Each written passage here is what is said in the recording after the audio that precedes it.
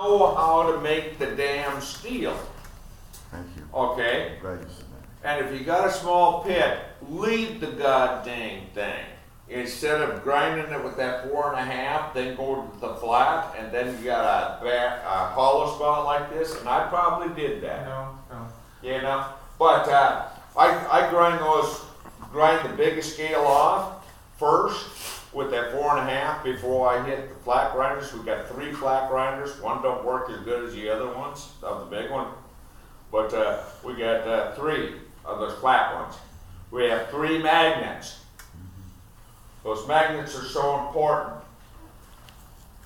We get this many people. You guys are all going to be getting onto those magnets. But that's all I got. And it's my fault. I'll take the blame. I should have ordered more magnets. The last class we have, I sold some of them, the magnets. I had like 5 of them or 6.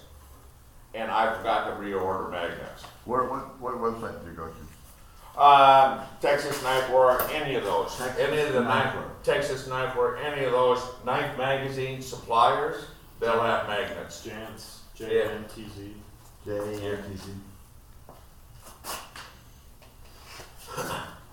But I really want to get into a brief thing, besides all of this,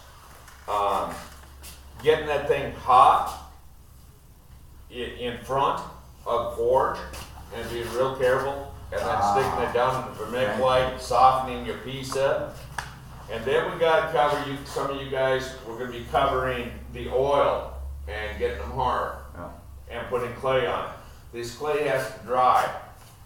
So the slower it dries, the better. It should dry overnight, actually. So if you guys can get the majority of your stuff, you know, and that clay on tonight, you know, the profile and the clay on tonight, and let it sit overnight would be great. And we'll put a small fan onto the clay, and we'll stand the clay up, you know, in the spring or whatever, on there. If we can do that tonight, for a lot of them, some of you people are gonna leave today. So that's why I jumped ahead. 6. What's that? I'll be leaving at 6. So. Okay. You know, so we gotta really get going on this, but we gotta cover these different processes on how we get that oil up to temp and where we want that oil to be able to go in. We gotta cover that again real fast, you know, so you guys got that. But that one's already been annealed. Yes, Now that's gonna been be softened. Now it's gonna be hardened, Yeah, and that takes clay, and that takes all night. yeah. Well, we don't have to use the clay. Okay. We can just do that blade Yeah. edge. Yeah. The oil's the same temp, no Great. matter what. Great. So we can do either or. I mean, because I'm in the same You know, boat as you know. Yeah, we probably won't use the clay on these first ones. Okay. But if we can use the clay, I don't know if Cody uses the clay that much at home. I like using the clay at my place when I'm doing them. Okay? That's why we're teaching you 2 different ways, and you guys are really blessed in my book because you got 2 different blacksmiths teaching you this. So you got the knowledge of two blacksmiths for the price of one.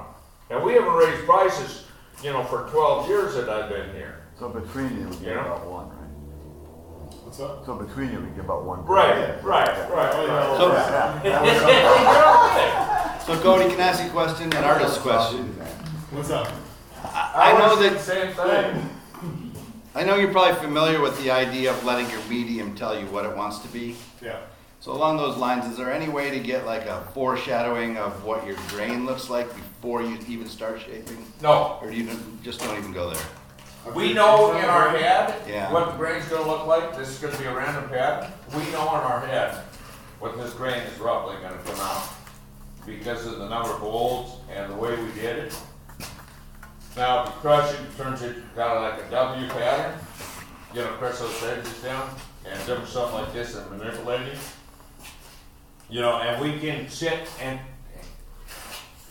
this evening if you want and talk about different ways to manipulate it to get different patterns. But me and Cody, we know in our heads what this is gonna look like. Were you talking about grain structure or about the Damascus design? The design, Damascus design. Oh, we have to keep it out. Yeah, we pretty much know, we've done it enough, You put what a random pattern looks like. And so, just by the way, a little diversion, I did notice when I was reading your knife book the other day that they have a Damascus sword in there that said approximately 1,000 layers. I Yeah, was just like, oh my God. And you can't even hardly see the design because it's so yeah, far. you get up there, I got a piece at home. Is that that million picture layers. of It's a million grain? Yeah, Big and samurai swords are the around billet 1,000. ended up to be that long and like this, and about that thick.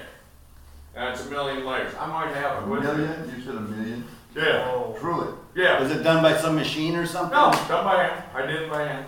But it keeps multiplying. Right, You gotta right, realize that. Right after Like, 1,000, you it can't goes see up pretty grain fast, pattern, yeah. It's an It looks like salt piece of steel. Right. How long did it take you? I can't remember. That long? Okay, Doesn't have a million in it. Power hammer. yeah, it's got really Right, close to power the line. hammer. Okay. It's got really close. Didn't you do one 2 million? Folds. Yeah, Cody, you did one 2 million, didn't you? yeah, it's got really close to that, but it looks like a salt piece of steel. Well, that's 7 more folds after 1,000. I mean, Yeah. It's not it's not crazy. forever. Right, right. Whatever. 7 more folds, not that that's nothing, but it's not. You know,